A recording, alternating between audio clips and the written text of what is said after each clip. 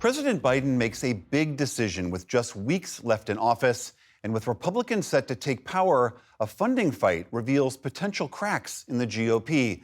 It is a perfect time for a Politics Monday duo. That's Amy Walter of the Cook Political Report with Amy Walter and Tamara Keith of NPR.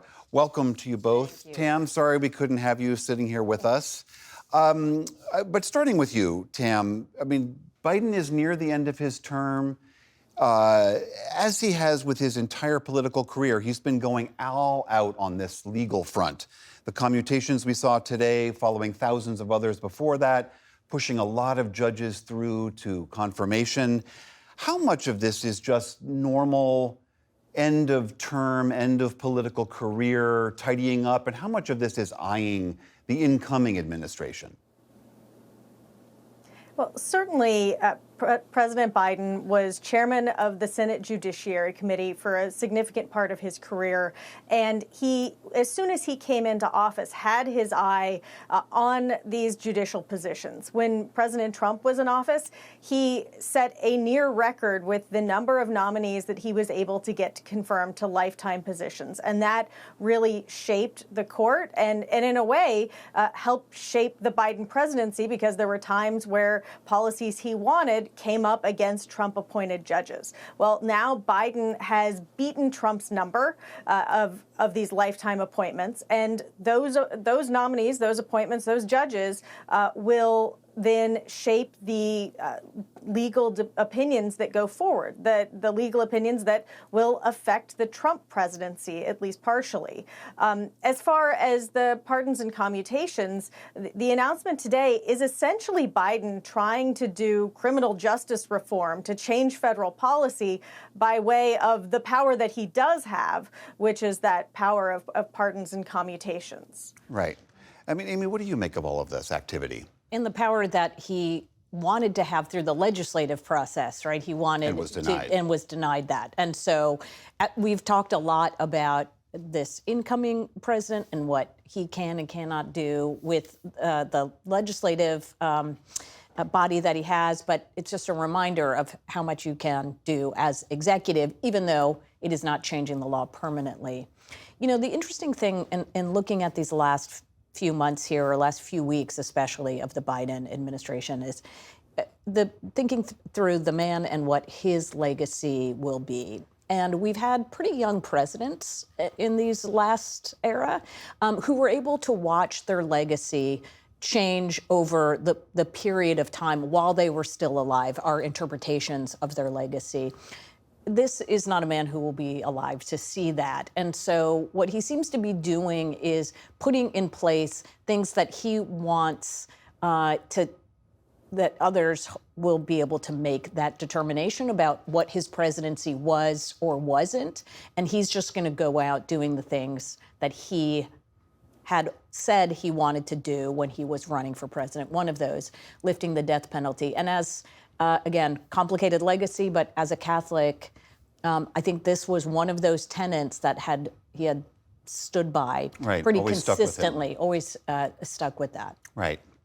Tam, this week, as you saw, we had this pretty shocking turn of events with this government funding deal pulled from the brink of disaster at the very, very last minute, but not before Trump and his able lieutenant, Elon Musk, torpedoed the first one, tried to get a second one to their liking passed, which then engendered this revolt within the GOP and showed some fissures in the incoming president's prowess. What do you make of all of that, how that turned out and what it revealed? One thing that I think we've talked about before is that President Trump will come in a lame duck. That is, his term is only going to last 4 years. And when he's gone, and it's only going to last 4 years, and after 2 years or so, people are going to be running for office. He's coming in with this narrow, like as narrow as you can get, House majority, and has really, really ambitious goals. And so what he was trying to do by blowing up that initial deal and then trying to get something else, and then the conservatives revolted, what he was trying to do was to sort of smooth the path for his ambitious legislative and an executive agenda. What became clear this week is that that path is not going to be smooth for any number of reasons. One is that House Republicans and even Senate Republicans are not a monolith, and they aren't necessarily going to do exactly what he wants and exactly the way he wants it. And also, he has sort of returned to form. He certainly had help from Elon Musk, who was stoking concerns about that deal, that bipartisan deal online. But Trump returned to form, which is even when his party controlled both the House and the Senate, he actually blew up a deal that they had amongst themselves back when he was president that led to a government shutdown. And so this sort of chaos that was experienced in the last week, I don't think that's the last time we're going to see it. Yeah, and I do. I think that was really an important point.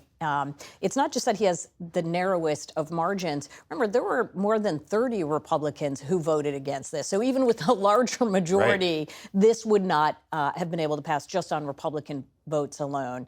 And the point about that Tam made about, the first 2 years being critical, that's absolutely right. It's not just that people start running for president 2 years from now. It's that there's a midterm election and the odds that that party in power holds on to both the House and the Senate. The Senate is much harder to flip, but the House, that could be very difficult for Republicans to hold on to once again. So there is a very narrow window if the Republicans are going to pass this very ambitious agenda, even one that just tackles taxes and the border, which is what the president has sort of put on the top of his priority list. Now, it may look different when he's the president. Republicans are in charge of the Senate, and so the pressure is a little bit different on these individual members of Congress. But I do think that this really the challenge for Republicans is that there is a populist president, but that doesn't necessarily mean that every member of the Republican conference is on board with that sort of agenda. There are still many folks very much believe in deficit. There are deficit hawks, as well as folks who want to see less government spending on some of the big entitlement programs. Right. Tam, in just the last 30 seconds we have, I know you've been reporting on this a bit. We've mentioned Elon Musk and his influence with the White House, the incoming White House. President Trump clearly does not seem to like that. He spoke out about it yesterday at a political action conference. What do you make of this, him trying to push back at the idea that Elon Musk actually has some political sway? Yeah, President Trump does not like people blocking his sunlight. And this is a long-standing issue that he has had, where if there is a close advisor who starts getting credit for things, he often turns on them. We don't know whether this is going to happen with Elon Musk. Right. Well, we kind of know that it's likely to happen. We don't know when it will happen or in exactly what form. Tamara Keith and Amy Walter, so nice to see you both. Thank you so much for being here. You're welcome. You're welcome.